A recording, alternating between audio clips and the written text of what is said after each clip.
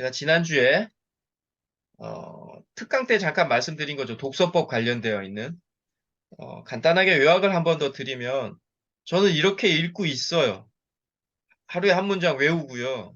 요즘에 좀 덜하지만 책을 좀 낙서하면서 읽고요.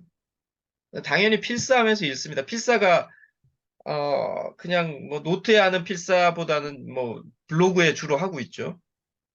그리고 같은 책을 저는 뭐 여러 번 볼 수밖에 없는 그 상황이고요.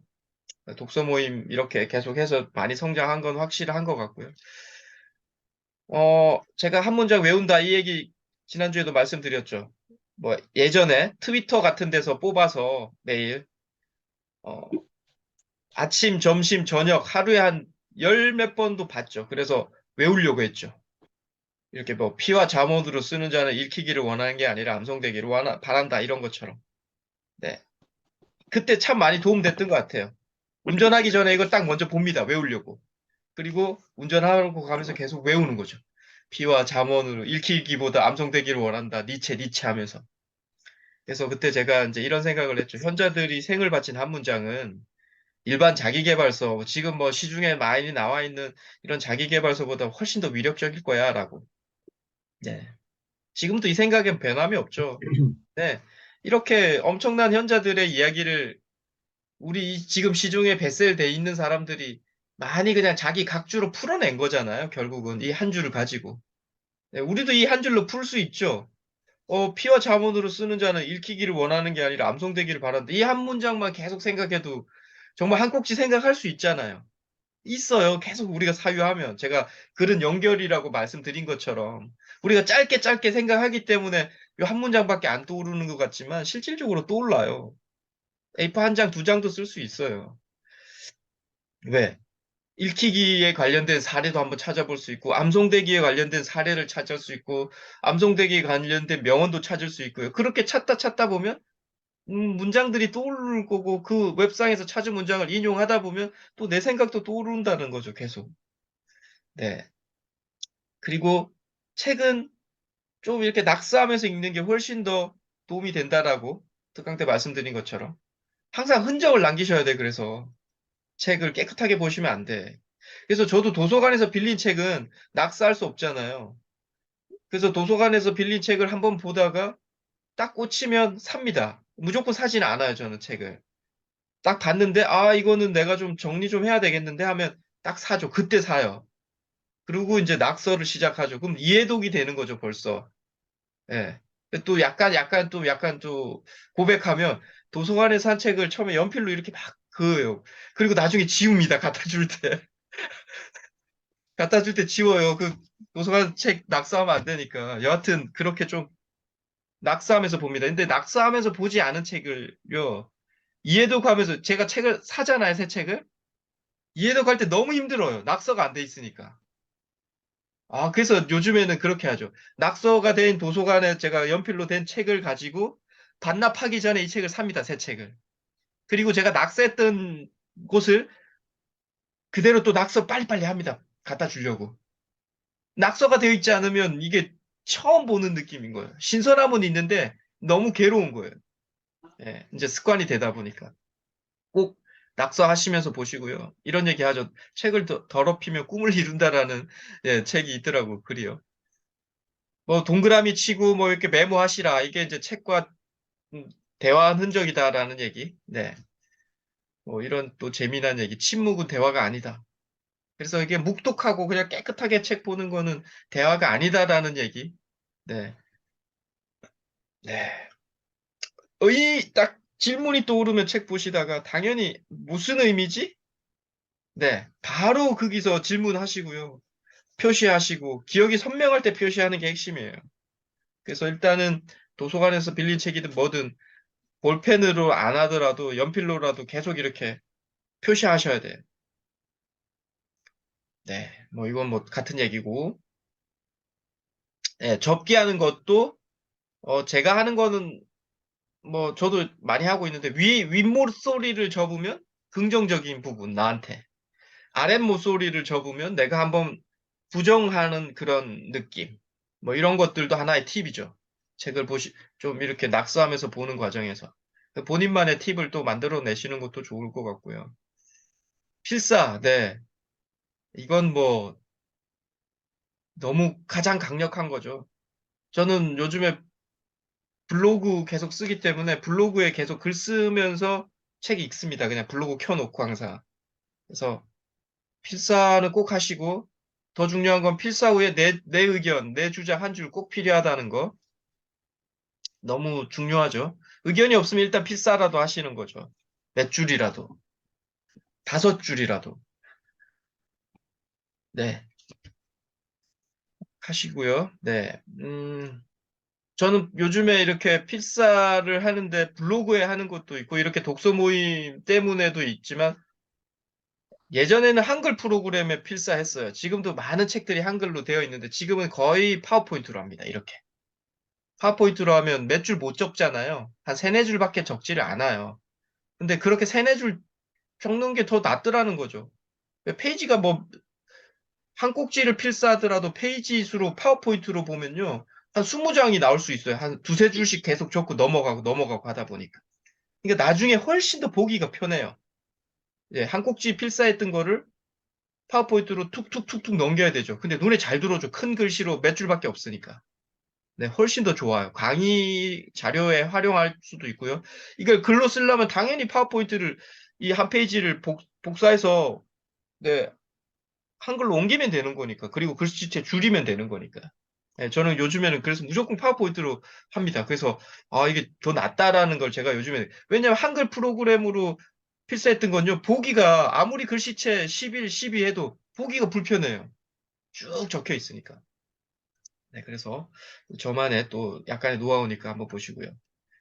또 제가 말씀드렸죠. 저는 난독증이 있어서 같은 책을 여러 번 볼 수밖에 없는 그 상황적 환경이 있었어요. 그래서 같은 책을 여러 번 보죠. 네.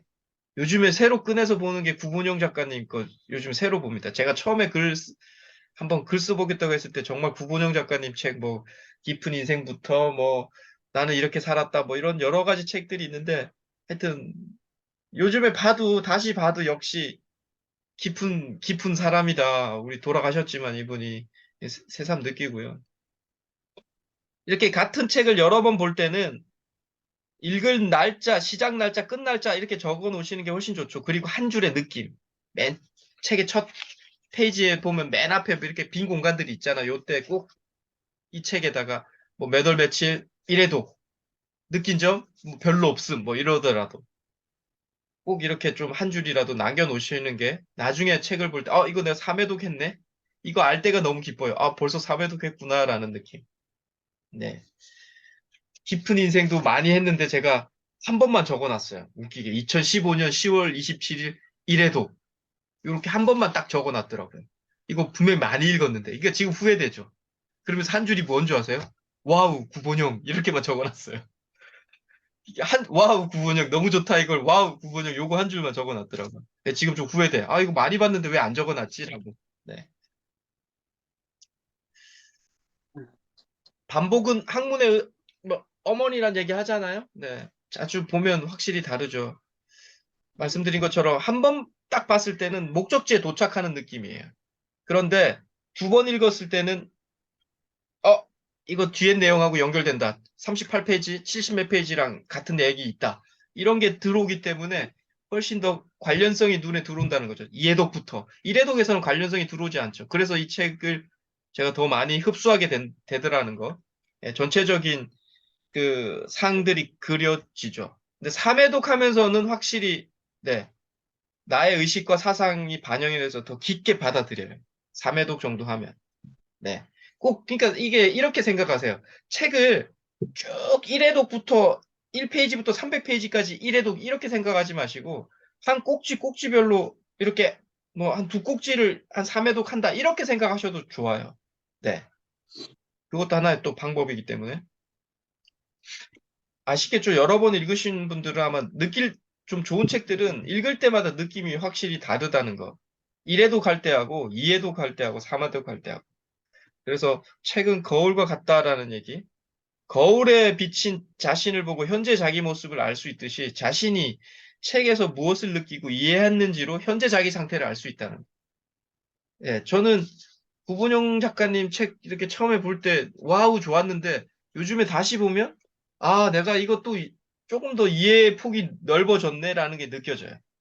아, 나 정말 그때도 이해했던 것 같은데 하면서도 이해 못했던 게 지금 보이죠. 그러면서 제가 성장했다라는 거를 좀 알겠더라는 거죠. 네. 그래서 뭐 너무 낭창한 책을 두 번, 세 번 보는 것도 뭐 도움은 되겠지만 그래도 좀 괜찮은 책을 두 번, 세 번 보는 게 낫죠. 이걸 뭐 누가 추천해 줄 수 없죠. 스스로가 이건 나한테 너무 좋은 책인데 하는 거를 보세요. 누가 뭐 베세를 보다 이런 것도 별로고요.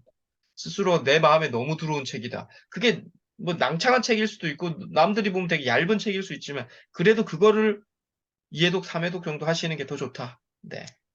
가, 가끔씩 제가 요즘에 유튜브 같은 거 하다 보면 꼭 나와요. 책을 좀 추천해달라. 꼭 답변을 이렇게 드립니다. 책을 추천하는 건 의미 없다. 자신한테 들어오는 거 쓰시라고 이야기를 꼭 합니다. 예, 우리 선생님들께도 마찬가지고요. 아우렐리우스 황제의 수영법. 네.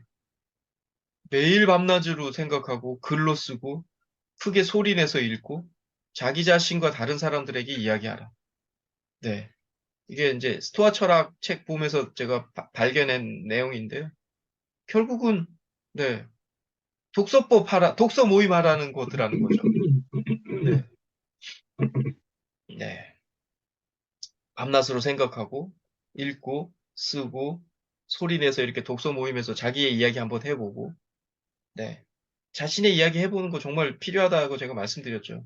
안 그러면 우리가 그냥 일상적인 얘기밖에 못해요. 그냥 밥 먹었냐, 아니냐, 뭐, 가족들하고도 그렇고, 어떤 뭐, 과서도. 근데 이런 독서 모임에서는 그래도 좀 진지한 얘기를 할 수 있더라는 거죠. 네. 그래서 꼭 필요하다. 저는 완전히 느끼죠. 요즘 독서 모임이. 저도 똑같아요. 이런 얘기를 제가 디서 하겠어요. 뭐, 가족들한테 하기도 그렇잖아요. 네. 독서 모임에 그래서 적극 참여하는 게 좋다. 이 같이 읽고 대화하고 발표하고 뭐 느리게 발표하다 보니까 좀 느리게 읽을 수밖에 없고 이거 몇 페이지라도 발표 자료를 혹시 만든다고 하면 그리고 필사하는 게 독서 모임 자료 만드는 게 필사죠. 네, 뭐 그리고 같은 페이지를 여러 번 읽게 되죠. 그래서 네, 적극적으로 참여하는 게 네, 자신의 인생을 성장시키는 정말 가장 척도, 가장 지름길이 아닌가라는 생각도 많이 듭니다.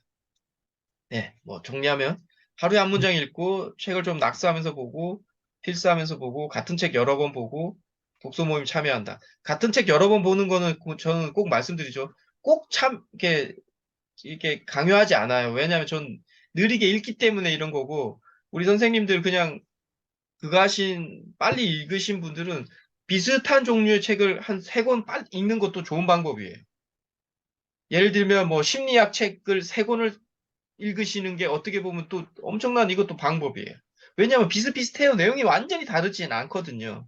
그래서 책을 좀 새로운 책을 빨리 보려고 하시는 분들은 그것도 좋은 방법이니까 꼭 사용해 보셔라. 근데 정말 마음에 꽂히는 거는 한 두세 번은 꼭 한번 보셔라. 라는 얘기 드리고 싶고요. 자, 이제 독서 모임 뭐 설명 간단하게 하면 말씀드린 것처럼 우리는 이렇게 좀 짧게 읽는 거죠. 한 두세 꼭지 읽는 거고요. 그리고 A4 반장이나 최소 한 페이지 정도는 한번 써보셔라. 필사도 좋고, 자기 의견도 좋고, 꼭 한번 해보시고, 당연히 사유를 하게 되겠죠. 몇 문장이라도 쓰고 하나의 의견을 내려고 하다 보면, 네. 읽을 내용이 많지 않기 때문에 한번 사유를 꼭 해보십시오. 일주일 내내. 뭐 짧은 내용이니까 한번 해보실 수 있죠. 그리고 이런 모임에 참가하셨을 때, 뭐 자신의 썼던 글이나 이런 거를 또 한번 읽어본다든지 낭독한다든지 하는 것. 그리고 뭐 제가 이렇게 발제했을 때 뭐 질문이라든지 의견이라든지 이런 내용에 대해서 자신의 이야기를 또 한번 해보는 것. 네. 뭐 같은 내용이죠. 자신의 의견을 이렇게 발표하는 건 제가 볼 때 강의를 하려고 하시는 분한테 가장 좋아요. 왜냐하면 강의가 딱 만들어져 있는 상태에서 강의가 되는 것도 있지만 항상 즉흥적으로 해야 할 시기들도 되게 많거든요. 그때 이렇게 이야기를 좀 많이 해봤던 분들이 아무래도 그 임기응변이 강해요. 그래서 좀 저는 억지로라도 이야기를 좀 많이 하는 걸 원해요. 우리가 발전을 하기 위해서는. 뭐 별로 이야기할 얘기도 없고 별로 내가 의견이 없더라도 어떻게라도 한번 해보는 것. 네. 분명히 그게 네, 도움이 되실 거라는 거 저는 강한 확신을 가지고 있습니다. 네. 그래서 제가 뭐 한두 개 질문도 좀 던질 때가 있으면 그 질문도 한 번씩 이렇게 이야기해 보시는 거 분명히 도움 되실 거예요. 그 질문에 대한 답변해 보는 것. 네. 자, 우리는 그래서 대략 뭐 7시부터 뭐 30분이고요. 1시간 반 정도인데 뭐 좀 늦을 수도 있고 좀 더 빨라질 수도 있고요. 제가 전화 이렇게 발표하시는 분이 한 10분, 15분 정도 간단하게 발제해서 한번 이야기를 할 거고요. 그리고 질문과 토론도 조금 뭐 짧게 할 건데 자신이 이야기할 때는 대략 1분 30초 정도예요. 말할 시간. 너무 질질질 끄는 거, 예, 또 별로고요. 이렇게 시간 제약 안에서 자신의 이야기를 해보는 건 분명히 또 도움이 돼요. 우리가 강의도 40분이든 30분이든 딱 정해져 있잖아요. 그 시간 안에 자신의 의견을 발표해야 되잖아요. 그래서 뭔가 질문에 대한 답변도 1분 30초 안에 한다. 이런 좀 생각을 가지세요. 그게 훨씬 더 좋아요. 그리고 우리가 쓰던 글을 낭독하는 것도 2분 내에 한다. 뭐 이런 거. 각자 말할 시간을 좀 체크하면서 이야기해 보는 거. 이것도 도움이 되죠. 그냥 친구하고 낭창하게 이야기하는 건 달라요. 여긴 수업이고 공식적인 거다 생각하시고 강의한다 생각하시면 네, 이 시간을 그래서 저는 항상 옆에 시계가 있어요, 지금도. 제 스스로도 말하면서 봐요. 너무 오버하지 않나, 질이 넘어가지 않나, 이거를. 스스로 체크하죠. 어떻게 보면 제가 좀 짧은 시간 내에 그래도 이렇게 강의 오래 한 사람이 아닌데 이렇게 할 수 있었던 건 항상 시간을 보면서 그 안에 집중적으로 뭔가 말하려고 했기 때문이 아닌가 이런 생각도 좀 들어요, 저는. 그리고 근데 또 우리 선생님들 이야기하실 때 너무 좀 늘어지면 제가 또 약간 이렇게 끼어들어서 또 참견도 해서 시간을 배분을 적절하게 하려고 애쓸 거고요. 네. 나탈리 골드버그 이 책 뭐 사셨을 거고 총 62개 꼭지고요. 매주 한 두세 꼭지 정도 우리가 읽을 거를 제가 수업이 끝나거나 수업이 끝난 후에 톡방에 좀 올릴 예정입니다. 그래서 네, 관련 글에 대해서 읽고 자신의 글 한 꼭지 한번 써보거나 필사해서 내 의견 한번 나타내보거나 이런 연결시키는 훈련 한번 꼭 해보시고 그리고 한 3개월 정도 지나면 12꼭지를 쓰게 되는 거죠. 대략 뭐 꼭지라고 표현하면. 그러면 제가 볼 때 전자책 출간 요건이 돼요. 저 전자책 보니까 한 20페이지, 30페이지면 전자책을 낼 수 있더라고요. 보니까. 네. 그래서 우리가 3개월 지나면 전자책을 어떻게라도 뭐 팔리고 안 팔리고를 떠나서 자신의 이름으로 또 책을 한 권 낼 수 있는 요건이 된다. 이렇게라도 쓰게 되면. 네. 그렇게 해서 하면 또 성취감도 있으실 거다라는 생각을 좀 하고요.